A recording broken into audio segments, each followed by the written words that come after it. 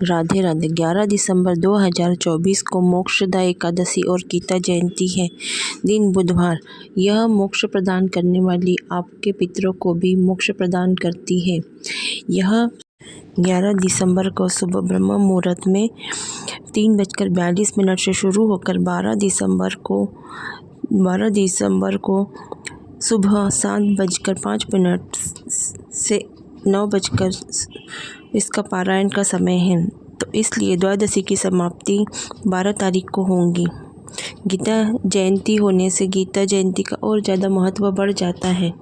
11 दिसंबर को ही रेवती नक्षत्र पर योग रवि योग भी बन रहा है। इस शुभ योग से भगवान विष्णु की पूजा और गीता का पाठ करने से आपको अक्षय पर पुण्य फल की प्राप्ति होती है। मोक्षदा एकादशी पर श्री कृष्ण जी की पूजा करने और व्रत रखने से भी मोक्ष की प्राप्ति होती है। इस दिन आप श्री भगवान विष्णु के जल अभिषेक करें, उन्हें पंचामृत गंगा जल से इनका अभिषेक करें, उन्हें पीले फूल चढ़ाएं, पीले फल, पीली मिठाई, घी का दीपक जलाएं, व्रत रखें, व्रत लेने का संकल्प करें और व्रत का पाठ करें। ओम नमो भगवते वासुदेव मंत्र का जाप करें। तुलसी दल और तुलसी की मंजरी चढ़ाएं, उनके प्रसाद में तुलसी पत्र चढ़ाएं और शाम के समय तुलसी माता के पास भी घी का दीपक जलाएं। मोक्षदा एकादशी पर ही भगवान कृष्ण ने अर्जुन को महाभारत के युद्ध के दौरान गीता का उपदेश दिया था। इस वर्ष मोक्ष एकादशी पर गीता जयंती का पर्व भी मनाया जाएगा। गीता में लिखी गई सारी बातें श्री कृष्ण जी ने अर्जुन के बीच में यह संवाद हुए थे। यह एकमात्र ऐसा ग्रंथ है जिसकी उत्पत्ति स्वयं श्री कृष्ण जी के मुख से हुई है। और मोक्षदा एकादशी पर गीता के पाठ करने से आपके सारे कष्टों का निवारण होता है, घर में सुख संपन्नता आती है और आपके पितरों को भी मोक्ष मिलता है। जो आपके पितर कष्ट में है, दुख है या किसी कारण उन्हें मोक्ष नहीं मिल पाया है, इस दिन आप व्रत करते हैं, गीता का पाठ करते हैं तो आप उनके भी मोक्ष मिलता है।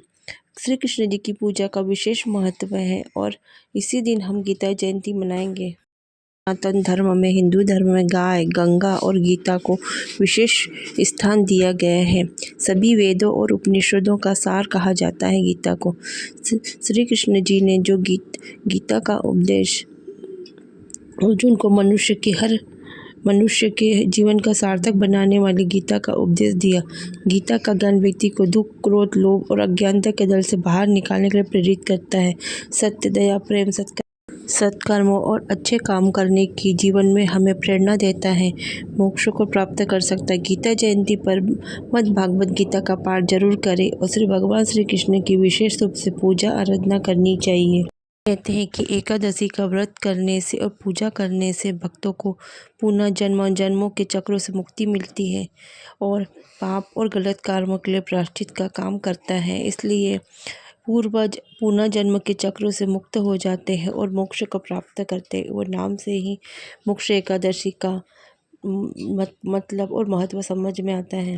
इस दिन व्रत किया जाता है, इस दिन अन्न ग्रहण नहीं किया जाता, भगवान विष्णु की प्रार्थना की जाती है, उनके विष्णु सहस्त्र नाम और भगवद गीता का पाठ करते हैं, जरूरतमंद लोगों को दान करें, आध्यात्मिक मार्गदर्शन की भक्त ध्यान करते हैं और आध्यात्मिक मार्गदर्शन की तलाश करते हैं।